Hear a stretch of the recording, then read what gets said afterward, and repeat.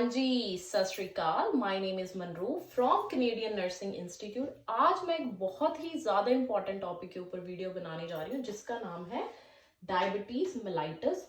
Diabetes mellitus किसी भी entrance exam के लिए बहुत ही ज्यादा इंपॉर्टेंट है, चाहे वो एनक्लेक्स आरएन हो, सीपीएनआरई हो या फिर रेक्सपीएन हो।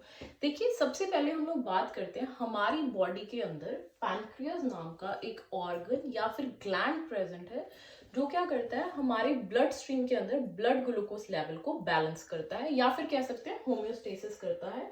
उसके अंदर isolate of Langerhans cells present होते हैं जो दो चीजें रिलीज करते हैं, इंसुलिन एंड ग्लूकागन। अब इंसुलिन क्या करती है, हमारी ब्लड स्ट्रीम के अंदर ब्लड ग्लूकोज लेवल को डिक्रीज करती है and on the another hand glucagon जो है वो हमारी बॉडी के ब्लड स्ट्रीम के अंदर ब्लड ग्लूकोज लेवल को इंक्रीज करता है। अब देखिए, डायबिटीज जो है वो तीन तरह की होती है। सबसे पहले आती है टाइप 1। टाइप 1 क्या है, जब से आप पैदा हुए हो वो तब से ही आपकी बॉडी के अंदर प्रेजेंट होगी। टाइप 2 डायबिटीज जो है वो आप अपनी लाइफ के अंदर कभी भी एक्वायर कर सकते हो at any as. And third one is gestational diabetes. Gestational diabetes जो है वो सिर्फ प्रेगनेंसी स्टेट में होती है। जब जो लेडी है वो वापस प्रेगनेंसी ओवर हो जाती है, she goes back to the eugenic state. ठीक है जी। अब हम लोग बात करते हैं कि नॉर्मल पर्सन के अंदर इंसुलिन कैसे काम करती है। देखिए, सबसे पहले हम जो भी खाएंगे, कार्ब्स ले लिए हैं, जो हमने खाना खाया है, वो रिलीज क्या करेंगे, glucose in our blood stream. हमारे ब्लड स्ट्रीम के अंदर ग्लूकोज जाएगा। अब वो जो ग्लूकोज है, जब हमारे पैनक्रियाज के पास मैसेज आएगा, भाई हमने खाना खाया है, हमारे ब्लड स्ट्रीम के अंदर बहुत ज्यादा ग्लूकोज जो है वो फ्रीली मूव कर रहा है। नाउ व्हाट विल हैपन, हमारे पैनक्रियाज इंसुलिन को रिलीज करेंगे। अब ये जो इंसुलिन है ये क्या करेगी, इस ग्लूकोज को खींच खींच के सेल के अंदर लेके जाएगी। वाई? क्योंकि हमारे सेल्स को 2400 घंटे काम करने के लिए चाहिए लॉट ऑफ एनर्जी। ठीक है, तो अब जब हमारे सेल्स जो है वो बहुत ही ज्यादा हैप्पी हो जाएंगे, क्योंकि भाई इन्हें जो एनर्जी चाहिए थी वो कहाँ से मिल रही है, जो हम खाना खा रहे हैं उसमें से जो ग्लूकोज रिलीज हो रहा है, and insulin is sending that glucose back to the cells. ठीक है जी। ये तो है एक नॉर्मल पर्सन का मैकेनिज्म जिसके अंदर डायबिटीज नहीं है। चलिए अब बात करते हैं टाइप 2 डायबिटीज की। टाइप 2, देखिए टाइप 2 डायबिटीज के अंदर क्या होता है, जैसे एक कोई डायबिटीज वाला पर्सन जो है वो जब खाना खाएगा, ठीक है, कार्ब्स लेगा, तो उसके ब्लड स्ट्रीम के अंदर भी ग्लूकोज रिलीज होगा। नाउ व्हाट हैपन, अभी क्या होता है, इनके अंदर जो पैनक्रियाज हैं उनके अंदर इंसुलिन रिलीज करने की कैपेसिटी डिक्रीज हो जाती है, तो उतनी इंसुलिन रिलीज नहीं कर पाएंगे जितनी जरूरत है। तो ये जो ग्लूकोज है वो सेल्स के अंदर नहीं जा पाएगा, जिसकी वजह से आपके सेल्स जो हैं वो एनर्जी डिप्राइव्ड हो जाएंगे एंड दे बिकम, और वो बहुत ही ज्यादा दुखी हो जाएंगे। एंड जो डायबिटीज वाला पेशेंट है उसके अंदर इसी वजह से सबसे पहले वीक और टायर्ड, वो बहुत ही ज्यादा थका थका फील करता है पूरा दिन। और सेकेंडली होगा हाइपरग्लाइसीमिया।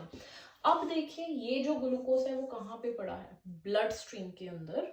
ठीक है, आप जब पेशेंट का ब्लड सैंपल लोगे तो उसकी बॉडी के अंदर ब्लड ग्लूकोज लेवल्स जो है वो बहुत ज्यादा आएंगे, and which is known as hyperglycaemia. Blood sugar levels increase हो जाएंगे और पेशेंट इज को बोलते हैं डायबिटिक मेलाइटस हो गया भाई इसको। अब देखिए, जब सेल्स के पास इनफ एनर्जी नहीं जा पा रही है तो सेल्स भाई भूखे हैं, they are starving, cell starve कर रहे हैं, जिसकी वजह से जो साइन एंड सिम्टम होगा that is known as polyphagia. भूख लगने की वजह से ये जो पेशेंट है, सेल्स के पास इनफ एनर्जी नहीं है, ये जो पेशेंट वो बहुत ज्यादा खाना खाना शुरू करते हैं। On top of that polydipsia.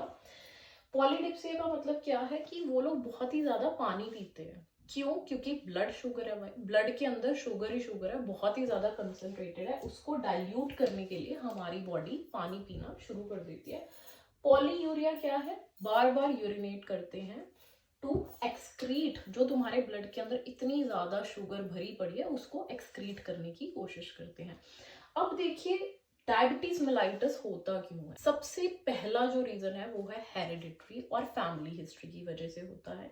दूसरा रीजन जो है वो मोटापा हो गया, ओबेसिटी हो गई, एंड आजकल के हिसाब से सेडेंटरी लाइफस्टाइल। अब देखिए होता क्या है, आप जो है वो बहुत ही ज्यादा जंक फूड ले रहे हो and on top of that आप बैठे रहते हो, तो क्या होगा, आपकी body, for example you are eating pizza, आपकी बॉडी को इंसुलिन रिलीज करनी पड़ी बहुत ज्यादा आपके पैनक्रियास को, फिर उसके बाद ऑन टॉप ऑफ दैट आपने कोल्ड ड्रिंक भी ले लिया, then your body is again releasing insulin ताकि वो ब्लड ग्लूकोज जो है, वो जो आपने शुगर ली है इतनी ज्यादा, उसको डाइजेस्ट कर सके।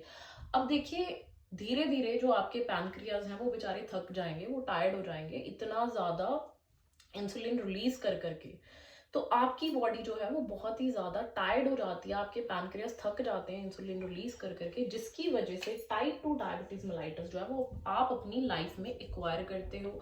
इसके अलावा जो प्रेग्नेंट लेडीज हैं उनको ज्यादा जो जेस्टेशनल डायबिटीज वाली लेडीज हैं उनको ज्यादा चांसेस होते हैं टाइप 2 डायबिटीज होने के उनकी फर्दर लाइफ के अंदर, ठीक है।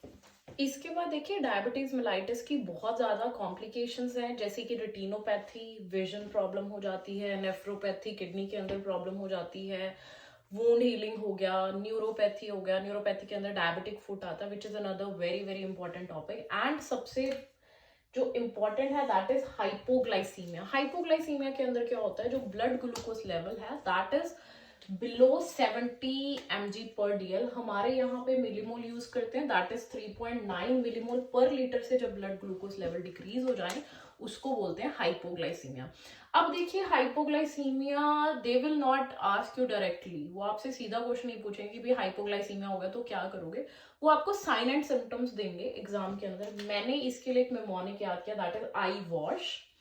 I is for irritability, W stand for weakness, anxious and tremors, कांपना शुरू हो जाता है पेशेंट, स्वेट, डायफोरेसिस, पसीना आना, हंगर और हेडेक, ये हाइपोग्लाइसीमिया के टॉप सबसे ज्यादा कॉमनेस्ट होने वाले या सबसे पहले होने वाले साइन एंड सिम्टम्स हैं।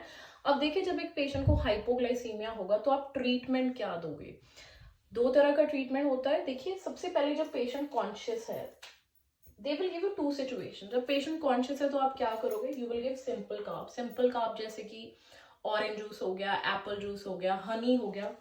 अब जब एक पेशेंट अनकॉन्शियस है, जस्ट थिंक अबाउट कि कोई पेशेंट अनकॉन्शियस है, क्या आप उसको कुछ खाने के लिए दे सकते हो, definitely that patient gonna aspirate. तो हम क्या करेंगे, उस पेशेंट को ग्लूकागन का इंजेक्शन या फिर IV डेक्सट्रोज देते हैं। So this is